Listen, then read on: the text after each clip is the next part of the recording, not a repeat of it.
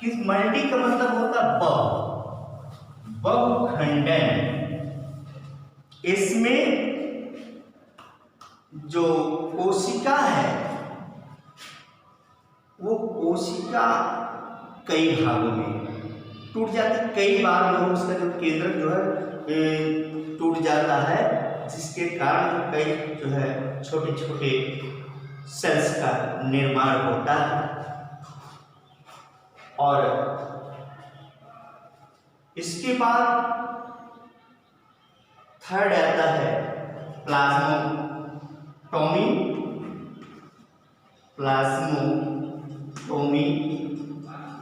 Plasmotomy में क्या होता है, न्यूक्लियस तो डिवाइड होता है, परंतु बिना सेल डिवीजन के ही मल्टी न्यूक्लिएट डॉटर सेल का निर्माण हो जाता है।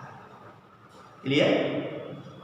इसमें क्या है कि विदाउट सेल डिवीजन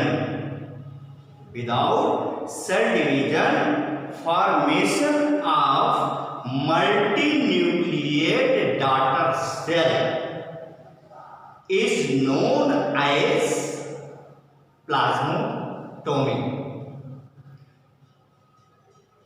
इसमें जो है जो आपका ये जो केंद्रक है, केंद्रक तो डिवाइड हो जाता है लेकिन सेल्स नहीं डिवाइड होते हैं और जो है डॉटर सेल का निर्माण हो जाता है। इस प्रकार से आपने देखा कि एसेक्सुअल रिप्रोडक्शन में जो फिशन है वो कितने विधियों द्वारा होता है, जिसमें हमने आपको जो है निम्न विधि बताया। पहला फिशन, बाइनरी फिशन और मल्टीपल फिशन और प्लाज्मोटोमी। इस प्रकार से आपने आज बाइनरी फिशन को देखा। कल दूसरे मेथड के बारे में हम आपको बताएंगे। आप जो है इसको अच्छी प्रकार से अध्ययन करेंगे और पढ़ेंगे। धन्यवाद।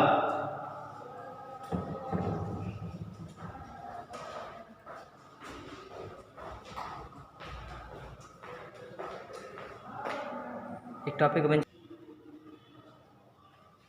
चलिए, हमने सोचा कि आप लोग जो है ज़्यादा मैटर होने पर बोर हो रहे होंगे, तो इसीलिए जो है हमने सोचा कि इसको जो है कर और बताएं। लेकिन ऐसा होता है जो मैटर छूट जाता है, थोड़ा सा समस्या होती है आपको भी ढूंढने में, इसीलिए आज ही हम जो इस मैटर को जो है संपन्न कर देते हैं। पहला मेथड आपने देख लिया जो है किसका, फिशन का। अब इसी में दूसरा मेथड है बडिंग।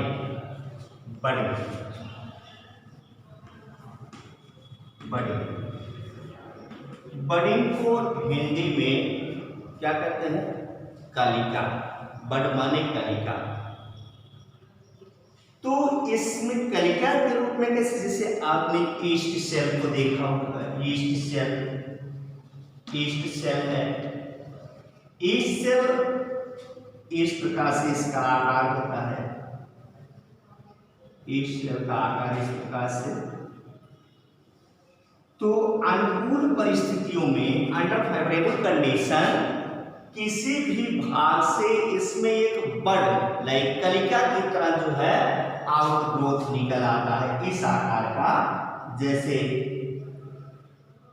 ऐसे इसमें जो है बड निकल आते हैं, ये बड निकल आता है। और जब अनुकूल परिस्थितियां यानी कि उपयुक्त परिस्थितियां आती हैं, तो ये बड जो है क्या होगा, अपनी इस पेरेंट बॉडी से अलग हो जाता है। अनुकूल परिस्थितियों में ये बड अपनी पेरेंट बॉडी से अलग हो जाता है और अलग होकर के एक नए ईस्ट सेल का निर्माण करता है, ये डॉटर सेल।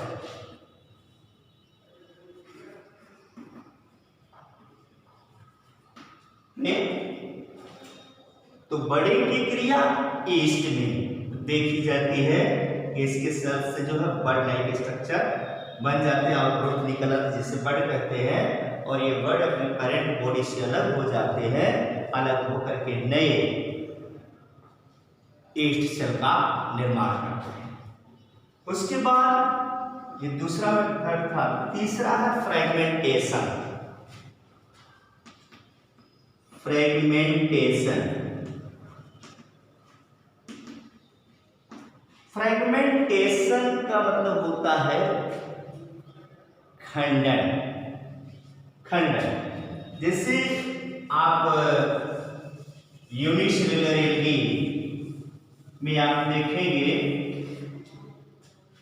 जो एल्गी है, एल्गी मीन्स शैवाल, जिसको हिंदी में शैवाल।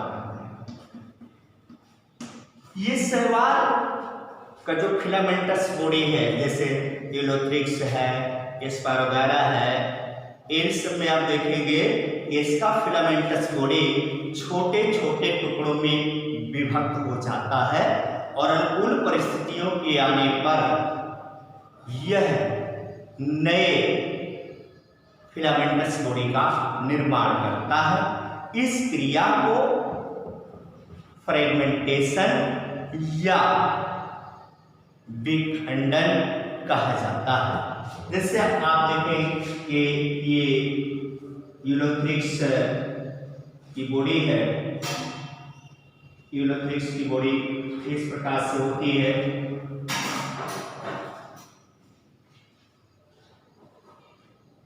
ये इसकी जो है फिलामेंटस बॉडी है, और इस फिलामेंटस बॉडी प्रतिकूल परिस्थितियों में ये पड़े रहते हैं, लेकिन अनुकूल परिस्थितियों के आने पर यह नए बॉडी का निर्माण करते हैं, कि इसका फिलर ये टूट जाता है। इस प्रकार से इसकी जो संरचना होती है, इसका मतलब ये जो निचला स्तर देख रहे हैं होल्ड फास्ट कहा जाता है, जिसको हम होल्ड फास्ट कहते हैं। ये कलरलेस होता है, यानी कि रंगहीन होता है, और होल्ड फास्ट को छोड़ करके सभी जितने भी इसके सेल्स आपको दिखाई दे रहे हैं सभी जो है ग्रीन होते हैं, यानी कि ये ऑटोट्रॉपिक होते हैं। और इसमें जो क्लोरोप्लास्ट पाया जाता है वो गर्डिल शेप्ड होता है। गर्डिल शेप्ड का मतलब मेखलाकार होता है। तो इसका ये फिलामेंटस बॉडी, सूत्रवत शरीर,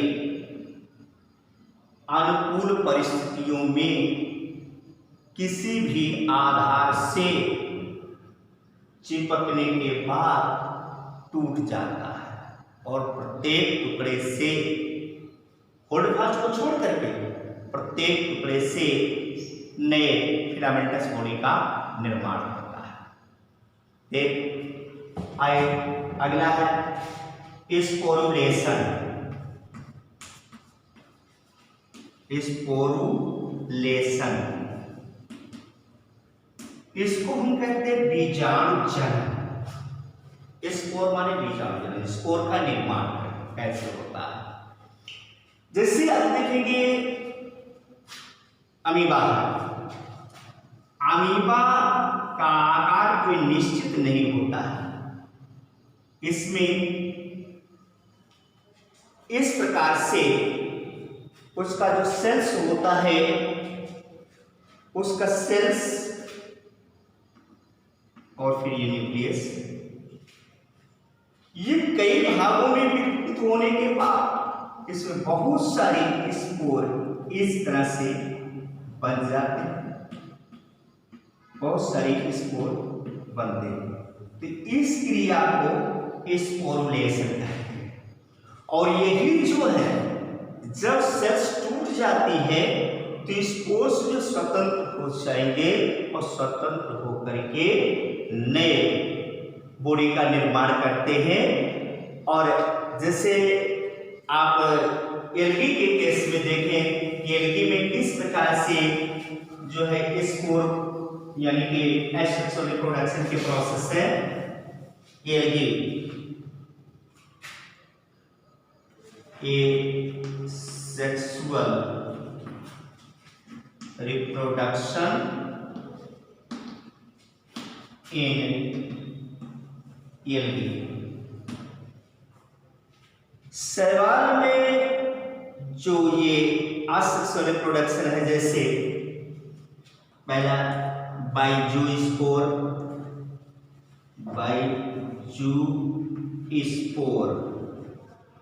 दूसरा बाइअक्लाइनोस्पोर,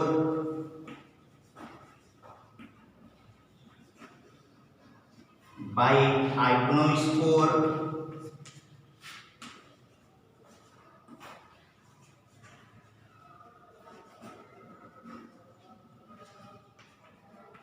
बाइपाल्मेला स्टेज,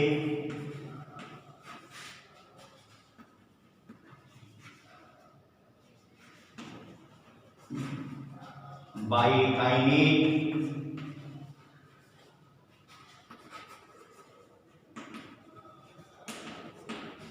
ये जो है मेथड।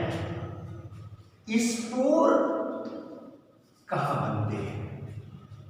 जो स्पोर है वो स्पोर जू स्पोरेंजियम में, कहाँ पर? जू स्पोरेंजियम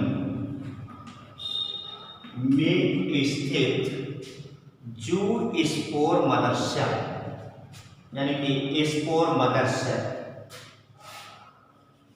स्पोर मदर सेल में मियोसिस डिवीजन होता है। मियोसिस डिवीजन होता है, जिसके परिणाम स्वरूप स्पोर का निर्माण होता है। ये स्पोर जो होते हैं कुछ छोटे आकार में होते हैं और कुछ बड़े आकार में होते हैं। जो छोटे आकार में होते हैं उससे माइक्रोजूस्पोर, और जो बड़े आकार के होते हैं वो माइक्रोजूस्पोर कहलाते हैं।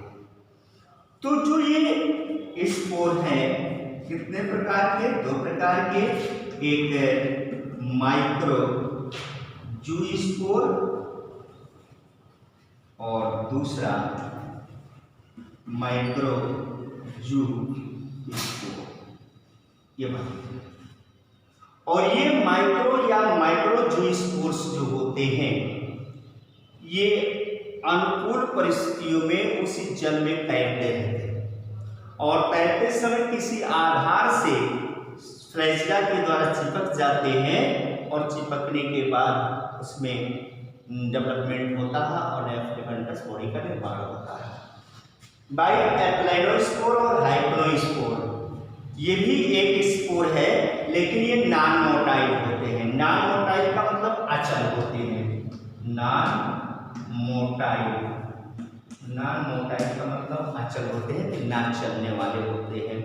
ये जो है इसमें जो स्पोर होता है इसके चारों तरफ इस तरह से सिस्ट जैसा बन जाता है। जो सिस्ट होता है यानी कि आवरण होता है सिस्ट का, ये प्रतिकूल परिस्थितियों में इसका रक्षा करता है और अनुकूल परिस्थितियों के आने पर होता क्या है कि यह वाल लग जाती है और इसको स्वतंत्र हो जाता है। स्वतंत्र होकर के नए फिलामेंटस बॉडी का निर्माण करता है। अगला बाइपाल्मेला स्टेज। पाल्मेला स्टेज क्या है? इस अवस्था में जैसे फिलामेंटस बॉडी है ये एल्गी का, इसके चारों तरफ जो है एक म्यूसिलेजिनस